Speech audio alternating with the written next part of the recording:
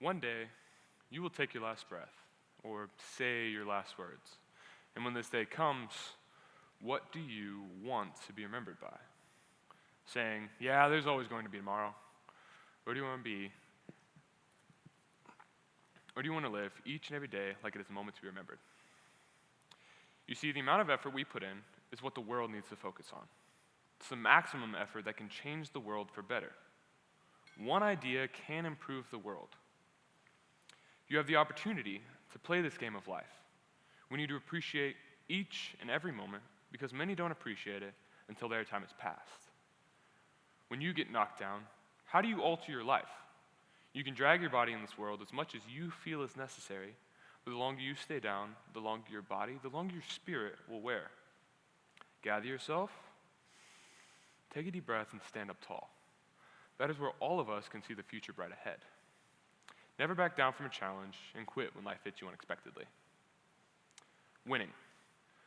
Simply winning brings us all joy, right? It feels good to just look over there and say, I did that.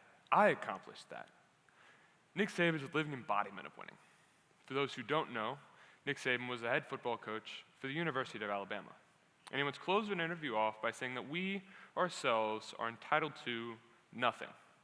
You wake up in the morning, you are entitled to nothing. Nobody owes you anything. You can have talent, without focus, without discipline, you get nothing. You can have focus, but if you miss the smallest of details, you will get nothing. As kids, we learn what's right, what's wrong, what to do, what not to do to be successful in our society. But the great part about success is you do not ever have to be special. You just need to be what others aren't. It's a matter of how we see the challenge in front of us and how we engage with it. Persist, pivot, or concede. It is up to us.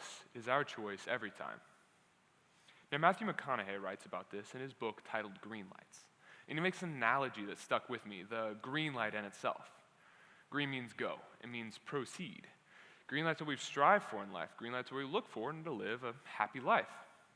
However, like any good traffic light, there are more than just green lights. There are yellow lights and red lights as well, where life wants to slow you down or stop you. Red lights are the stages of our lives that feel like they're never going to end. A wrench, a failure, feeling depressed, feeling like you're facing the world alone. The inevitable roadblock. The first red light I saw was when I was just 4 years old. I began to feel very ill in the late shades of December with peculiar symptoms both my parents and pediatrician had never seen before. The doctors quickly rushed me to Riley Children's Hospital for further testing. I remember that cold night ride. It was quiet. But there was nothing but dark emotions in the atmosphere. They began quickly testing, with one being a nasal endoscopy, which is a long hollow tube being inserted down through your nose to examine your stomach. I remember holding a pink bucket in my arms while they inched the tube down my nose. The tube began to gag me to the point where I'd persistently vomit. My head jerked and I attempted to get away while the doctors tried to restrain my movements to continue the process. With my watery eyes, I watched as my parents behind them began to cover their eyes and mouths with remorse over the pain I endured. The tears, the vomits, the constant vital beeping, the doctors. That night felt endless. A few hours later, the doctors came back in to discuss the test results with me. I'd be diagnosed with stage 4 Burkitt's lymphoma cancer. And I watched as my parents began remorse over this, but as a kid, I had no idea what that meant. I just thought I was sick. However, I knew with the treatment process would be no better than how these tests were, and it wasn't. I endured 13 spinal taps and a week-long supply of chemotherapy before I would go home for 2 weeks and then return. As you can see, I survived this roadblock. But when you're feeling the most down, feeling the most depressed, these are the moments that define you, the moments that are like this, the moments that make you question everything to the point where you audibly say, what now? Now, developing cancer was a ginormous red light in my life, and I was forced to have my life be set on pause. We all desire to soar through life without running into any obstacles, yet that's never going to be the reality we face today. life doesn't need to be perfect for us to find success. You can get knocked down, and you can get back up. You see, life is easiest when you give up. Life only gets hard when you realize, yesterday I was giving nothing for working hard, but today I'm going to do the exact same thing, and hopefully it changes. Things are going to crumble, and things are going to fall. It's inevitable. But the more times we can just realize that these things are temporary and keep inching closer and closer to our goals, the closer our dreams become. Red lights, as I said before, are inevitable. You will never be able to go around them. And if you run into a red light, you must stop.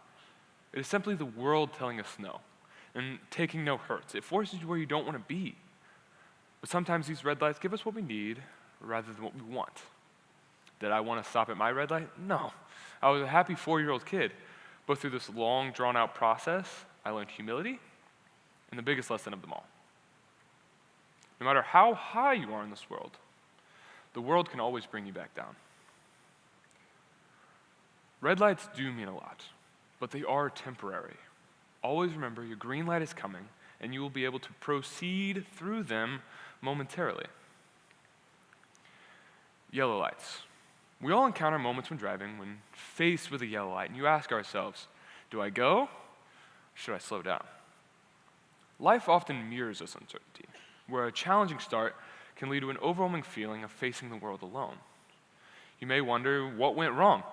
The day began so well, but now you're at a yellow light questioning your path.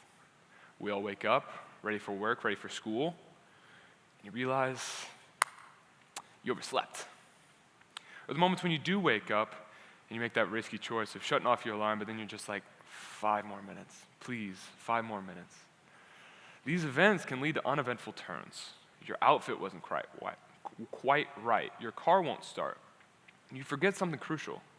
In an instant, that joy you felt, that green light beginning dissolves, and it confronts you with a choice. Should I go, or should I stop? The beauty of these experiences lies in their lessons. Sometimes we lack the clarity on how to navigate them or prevent their occurrence. Yellow lights prepare us for challenges and teach us to embrace them. They are the days in life when time feels a little bit slower. Yellow lights, however, only have 2 outcomes. They can shift to red or allow you to pass through. The best thing we can do is embrace those difficult days, face the struggles, and persevere. Push through the yellow lights, the short struggles, and journey past them into the greener pastures ahead. Now, being a maverick embodies resilience, navigating through the wars and the battles of life, losing and then rediscovering your footing. It involves taking life steps not in pursuit of others, but in forgoing your own unique direction. All of us, we feel, are put on this earth for a purpose, correct? Not at all. You see, we are put on this earth because we are all human beings. We all wake up, we all breathe the same air, and when you really think about it, we all just unique grain of sand in this giant pool of life. The point of life, your purpose, is to ask yourself, is to be useful. The point of life is to ask yourself, at the end of the day, did you deserve the sunset? And if you did, great. You can understand what makes you happy. But if you didn't, you have something to work for day in and day out to accomplish, to motivate you. To be happy, you don't wait for success. You don't wait for green lights. And if you do discover the inevitable roadblock, persist, pivot, or concede. The majority of people will take the easy route, concede, they give up. What about you?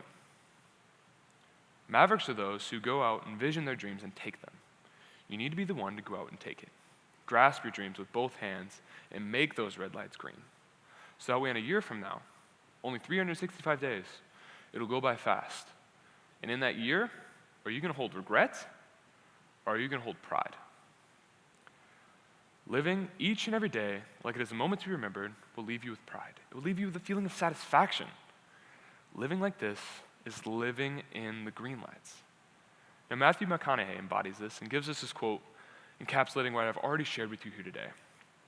The problems we face today eventually turn into blessings in the rearview mirror of life. In time, yesterday's red lights leads us to green lights. All destruction leads to construction. All death leads to birth. And all pain eventually leads to pleasure. In this life or the next, what goes down will come up. Green lights make our days better, but green lights utilized in our society can make the world better. It's the one time you push through. It's the one time you get out of bed when you could have stayed. It takes one green light to make the world better off. Thank you.